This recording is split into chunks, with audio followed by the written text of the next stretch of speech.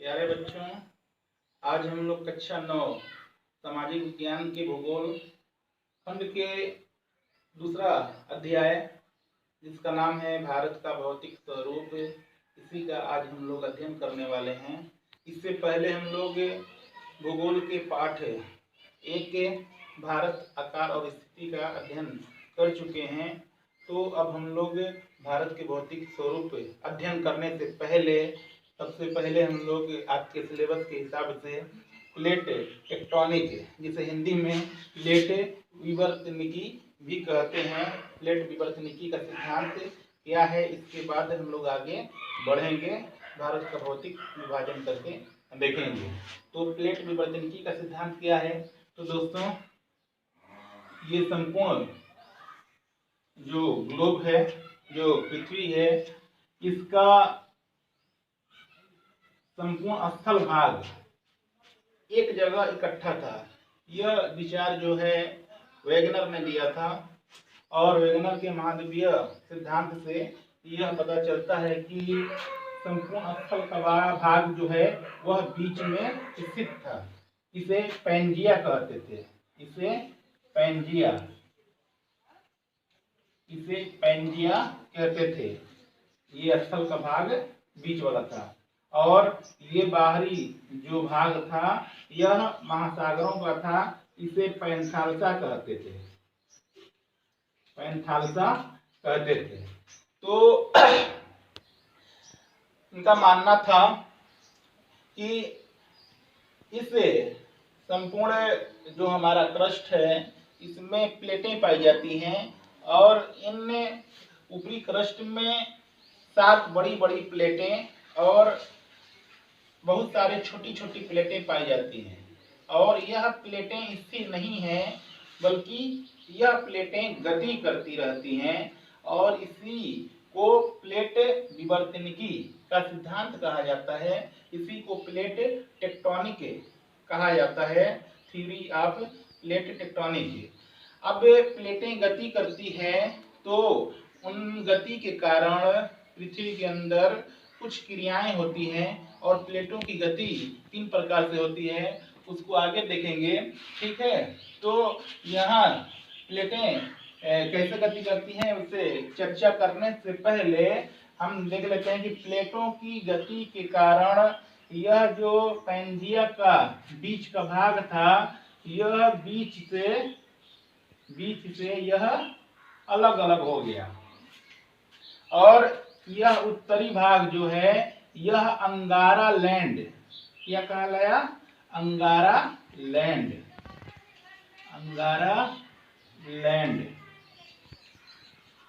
और यह दक्षिणी भाग जो है यह क्या कहलाया? गोंडवाना लैंड कहलाया। यानी उनका मानना था कि यह पैंजिया जो है यह 2 भागों में विखंडित हो गया, और उत्तरी भाग अंगारा लैंड कहलाया, और दक्षिणी भाग जो है वह गोंडवाना लैंड कहलाया। और बीच में यह जो खाली स्थान हो गया, यहाँ पर तेथिस सागर का निर्माण हुआ।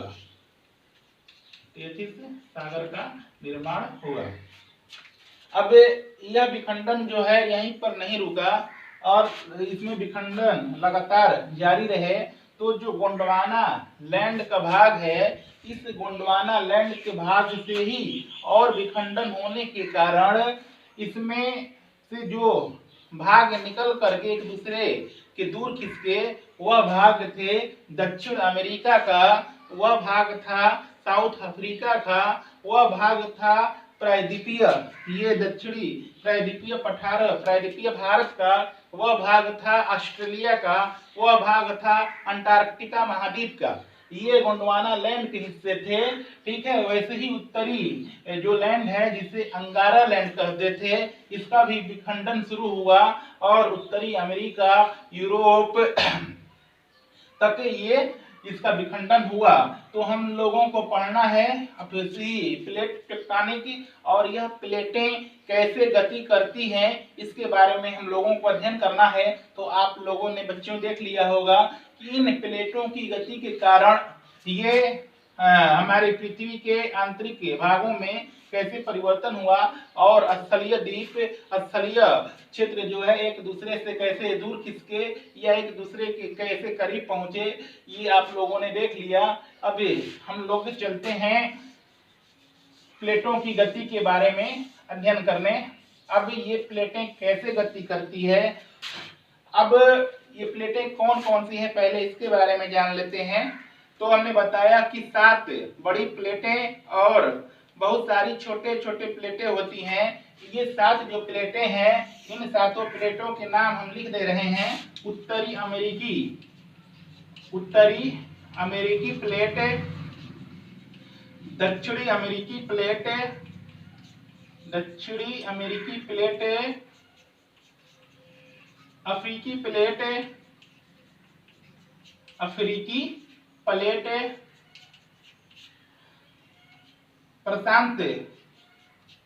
प्रशांत महासागरीय प्लेट,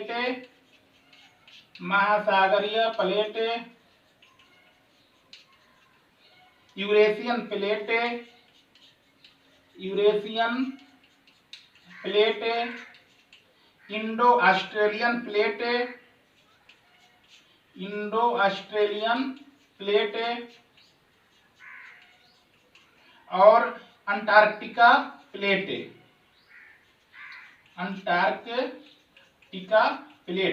अब बच्चों, ये हमारे पृथ्वी के क्रस्ट भागों में पाए जाने वाले 7 बड़ी प्लेटें हैं। उत्तरी अमेरिकी प्लेट, दक्षिणी अमेरिकी प्लेट, अफ्रीकी प्लेट, प्रशांत महासागरीय plate, Eurasian plate, Indo Australian plate, Antarctica plate. और इसके अतिरिक्त बहुत सारी छोटी छोटी प्लेटें भी पाई जाती हैं। और यह प्लेटें जो है एक स्थान से दूसरे स्थान तक मूव करती हैं, गति करती हैं, और इसी गति को हम लोग भूगर्भीय प्लेटों की गति के नाम से जानते हैं। अब इसको हम देख लेते हैं कैसे ये गति करती है। अब देखिए भूगर्भीय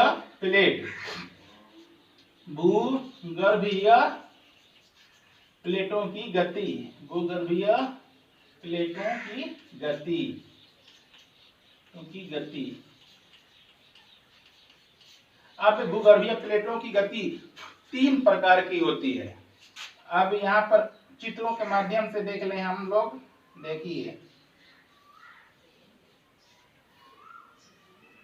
देखिए ये 2 प्लेटें हमने बना दिया है।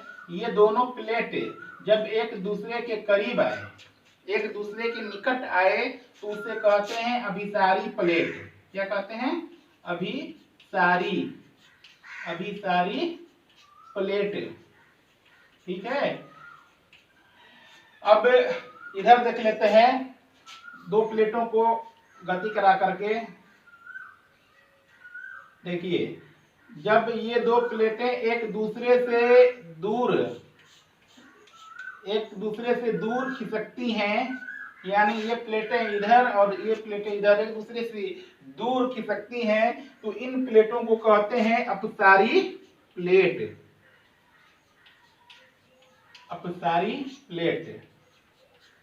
अब ये 2 प्रकार की गति हमने भूगर्भीय प्लेटों की देख ली। एक और गति होती है ये कि ऐसे ये प्लेटें हो गई और ये प्लेटें हो गई, और ये दोनों प्लेट जो है एक दूसरे के समानांतर पैरेलल एक दूसरे के समानांतर चलते हैं, और इस प्लेट को कहते हैं रूपांतर प्लेट।